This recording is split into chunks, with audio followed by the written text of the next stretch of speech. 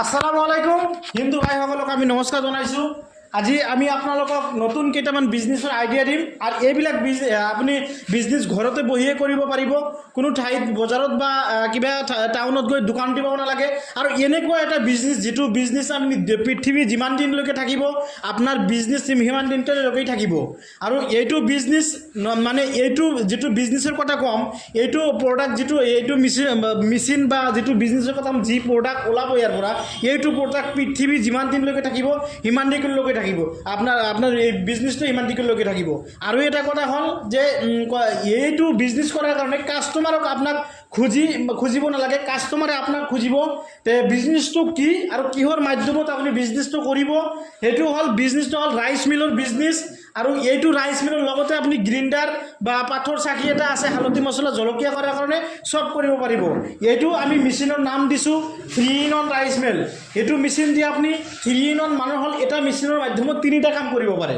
আৰু এই 3টা কাম কি কি কৰা যায় এই গোটেইখিনি বিষয় আপোনালোকক আমি একেবাৰে এটা এটাকৈ খোলামভাৱে কৈ দিম। আপোনালোকে ভিডিঅ'টো স্কিপ নকৰাকৈ চাই থাকিব।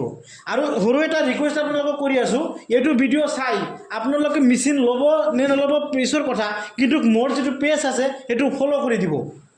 আৰু এইটো ভিডিঅ' আপুনি শ্বেয়াৰ কৰি দিব, কাৰণ আপুনি নল'লেও এনেকুৱা মানুহ আছে যিয়ে এইটো মেচিন লৈ উপকৃত হ'ব। শ্বেয়াৰ কৰিলে সিয়ে পাবাৰ তাৰ পৰা উপকৃত হৈ পেলাই আপোনাৰো বহুত মানে আপোনাৰ এটা হ'ব আৰু কি। তে এইটো কৰিলেও আপোনাক 3-in-1 ৰাইচ মিল। এইটো যদি প্ৰথম যিটো হলাৰ আছে 1 নম্বৰ হলাৰ, ইয়াতে আপুনি ধানৰ পৰা চাউল ওলাব পাৰে। আৰু এইটো মেচিন 6W300 মডেল, প্ৰথমত 200 আছিলে, বৰ্তমান 300 কৰিছে। আৰু এইটো সম্পূৰ্ণ ইণ্ডিয়ান মেচিন। চাই লওক, ইয়াতে হেভিটেক আৰু ইণ্ডিয়ান নাম্বাৰ 1 ব্ৰাণ্ডৰ মেচিন হয়। আৰু ইয়াতে আপুনি ধান খুন্দিব পাৰে 1 ঘণ্টাত 400 কেজি।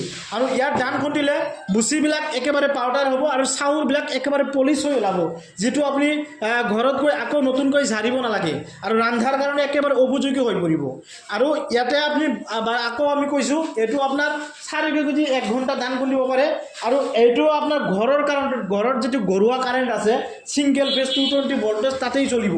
আৰু ইয়াৰ লগতে যিটো আমি গ্ৰাইণ্ডাৰ ৰাখি দিছোঁ, সেইটো গ্ৰাইণ্ডাৰ দি আপুনি পিঠাগুড়ি ঘণ্টাত যদি জিকা চাউল কৰে 70 পৰা 80 কেজিলৈকে কৰিব পাৰে। আৰু শুকান চাউল কৰিলে 30 পৰা 35 কেজি। আৰু যদি মাকৈ গৰু বা গাহৰি খোৱাৰ কাৰণে বনায়, ঘণ্টাত 100 কেজি বা 90 কেজি এনেকৈ ওলাব।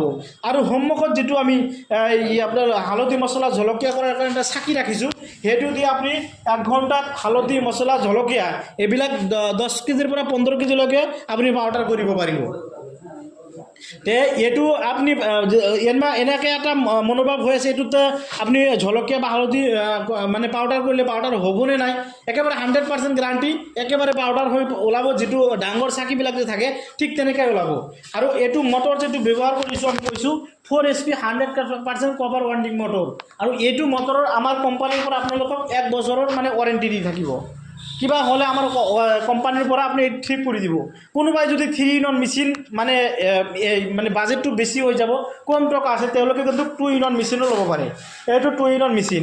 ইয়াতে আপুনি ধানৰ পৰা চাউল ওলাব পাৰে, পিঠাগুড়িও বনাব পাৰে, মাকৈ কৰিব পাৰে বা হালধি মছলা জলকীয়াও কৰিব পাৰে। সেইটো যদি আপোনালোকৰ বাজেটটো বেছি হৈ যায়, আমাৰ ইয়াতে আমি ছিংগল ৰাইচ মিল যিটো ৰাখিছোঁ, এইটো অকল ধান খুন্দোৱা। আৰু 1 ঘণ্টা 400 কেজি ধান খুন্দিব আৰু চাউলবিলাক একবাৰে চাফা হৈ ওলাব। আৰু এই যে সন্মুখত যিটো আমাৰ এই পাৱাৰ উইডাৰ চাই আছে, এইটো আমাৰ পেট্ৰল ইঞ্জিন 7.5 HP, এনেকৈ আপোনাৰ 9 HP বা 10 HP বা 15 HP এনেকুৱা বিভিন্ন ধৰণৰ পাৱাৰ উইডাৰ আমাৰ ইয়াত আছে। এইটো আপুনি মানে খেতি মানে চাষ কৰাৰ কাৰণে আপুনি 1 ঘণ্টাত 3 বিঘা মাটি আপুনি হাল মাৰিব পাৰিব। আৰু 3 বিঘা মাটি হাল মাৰোঁতে আপোনাক মাত্ৰ 1.5 লিটাৰ মানে তেল মানে হ'ব, খৰচ হ'ব।